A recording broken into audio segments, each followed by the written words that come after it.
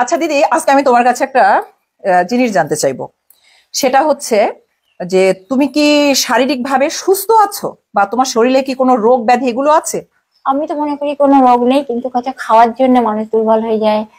যার হয়তো যেমন কোনো কোনো সময় মনে হয় যে যেমন ধরো নাইটি থাকে না, তো ধরো যে নাইটি গুলো ভিজে, প্রত্যেকটা নাইটি ভিজে, এইভাবে বলতে গেলে অনেক মাস ধরে আমাকে ভিজে নাইটি পরতে হচ্ছে, না হলে 3-4 মাস ধরে আমাকে ভিজে ভিজে নাইটি পরতে হয়। তোমার তো নাইটি অনেকেই এসে টুকটাক দিয়ে যায়, আজকে আমরা এসে দুটো দিয়ে গেলাম। আসলে মানে অন্যদিন না, যখন থাকে না তখন যেগুলো সব ধোয়া থাকে, তো এক্সট্রা কোনো নাইটি থাকে না ঘরে তোলা, তখন কি করব, আমাকে তখন বাধ্য হয়ে ভিজেই পড়তে হয়। আচ্ছা, ভিজে পড়তে হয়। আর ভিজে নাইটি পরার জন্য কি হয়, আমার শরীরের মধ্যে টানে, ঠান্ডা লেগে যায়। ঠান্ডা না, যেমন ধরো খাওয়া দাওয়া ঠিক মতো না হলে পরে তাতে মানুষ দুর্বল হয়ে যায়। আর দুর্বল হলে পরে মানুষের তখন ভাবতে পারে না কি হয়েছে না হয়েছে, যখন নাকি দুর্বল হয়। মানে তুমি দেখো অনেক সময় আছে যে না খেয়েও থাকা লাগে। অবশ্যই হ্যাঁ, কোনো কোনো সময় গেছে যখন আমি না খেয়েও থেকেছি, আবার মনে সময় গেছে। এখন তুমি তো ধরো কোনো কর্ম করো না, এটা তো সত্যি যে তোমার সেই কর্মের মাধ্যমে তোমার খাবারটা ঘরে আসে, এরকম তো কিছু নেই তোমার। তাহলে এই যে ইউটিউবার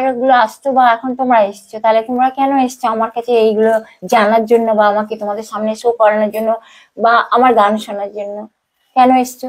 এটা কি কর্ম না? এটা কি দায়িত্ব, মানে এটা পরিশ্রম হয় কিনা? হ্যাঁ, আমরা যখন কন্টেন্ট ক্রিয়েটররা আসি তোমার কাছে, তখন তো অবশ্যই তুমি আমাদের পিছনে শ্রম দাও। তুমি যে কথা বলো, এই যে তুমি যে কথাগুলো বলো, এটা তো তোমার পরিশ্রম। এই কথা বলা তো এনার্জি লস হয়, প্রচুর এনার্জি লস হয়, সত্যি কথা এটা, একদম প্রচুর প্রচুর এনার্জি লস হয়। তো এটাই তোমার কর্ম এক কথায়, যে আসলেই তাই। কন্টেন্ট ক্রিয়েটররা যারা আসি আমরা তোমার কাছে, এরা মূলত হচ্ছে ধরো তুমি যে শ্রমটা দাও, বিনিময়ে তোমাকে অবশ্যই কম বেশি খুশি করে রেখে যাই, ওটার দিয়েই তোমাকে চলতে হয়। একদম তাই। অনেক সময় আছে যে হয়তো বা 1 সপ্তাহ 10 দিন কেউই আসলো না, এরকম হয়? বোধহয় হয়নি সময়, কিন্তু যত সম্ভব না খেয়েও থাকতে হয়েছে বা খেয়ে থাকতে হয়েছে, বা যেটা আমার প্রয়োজন সেটা পাইনি, এরকম সময় অনেকবার গেছে অনেক সময়। কিন্তু এমন নাই যে খেয়ে নাই, কিন্তু কথা হচ্ছে যখন যেটা খাওয়া উচিত সেটা বিনিময়ে যদি অন্য কিছু খাওয়া যায়, তাহলে এই মুহূর্তে তোমার শরীরে ভাতের ক্ষুধা আছে, তখন তুমি ভাতটা হাতের কাছে নাই, বা তুমি ভাত রান্না করতে পারছো না, বা তোমার ঘরে গ্যাস নাই, সেই মুহূর্তে তখন তুমি 2টা বিস্কিট খেয়ে পানি খেয়ে নিচ্ছ বাঁচার জন্য। একদম তাই। আর এরকম অনেক দিন গেছে, ধরো সারাদিন আমাকে বিস্কুট আর চা খেয়ে থাকতে হচ্ছে, হয়তো বা রাত্রে বেলায় ভাত বানিয়েছি। এটা তো তোমার যখন সেই ভাতটা বানাতে হলেও তো গ্যাসের প্রয়োজন, কেউ ভাত কিনে দিয়ে গেলেও না, আবার তোমার গ্যাসও নেই, সেই মুহূর্তে তুমি কি করছো? না খেয়ে থাকতে হয়, মানে ওই তোমার গিয়ে বিস্কুট চা খেয়ে থাকলাম, বাস অতটাই। মানে এরকম দিন অনেকবার গেছে, অনেকদিন। এবং আমি যখন দেখি না মানুষ তো ভাবার জন্য কেউ হয়তো নেই বা ছিল না, তখন আমি মালিককে বলি যে তুমি কি দেখতে পাও না, মানুষের চোখ নাই অন্ধ। আমি তখন তার কাছে দরকার হলে কাঁদি, বা আমার দুঃখ আমি তার কাছে মনে মনে বলি, অনেক সময় জোরেও বলি, হ্যাঁ তুমি কি দেখতে পাও না, তুমি মানুষ তো নাই কানা অন্ধ, বিবেকহীন, চিটিংবাজ, বেঈমান, নিমক হারাম, কিন্তু তুমি তো দেখতে পাও। তখন ঠিকই, কিন্তু তখন আমার মানুষ ঠিক শোনে, তখন কথা শোনে।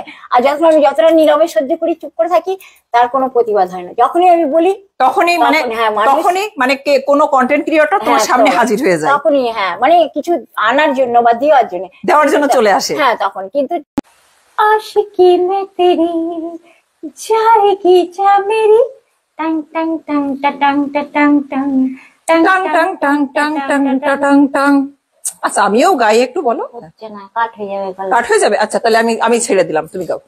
সুরকে বেসুর করো না। না, আমি সুরকে বেসুর করছি না। आशिकी में तेरी जाएगी जा मेरी, आशिकी में तेरी जाएगी जा तेरी, आशिकी में तेरी जा जा जाएगी जा तेरी, आशिकी में तेरी जा जा जाएगी जा तेरी, हो दे दे दिल, हो दे दे दिल, आशिकी में तेरी, आशिकी में तेरी जा जा जाएगी जा मेरी, आशिकी में तेरी जा जा जाएगी जा मेरी। বাহ, খুব সুন্দর। বাহ বাহ।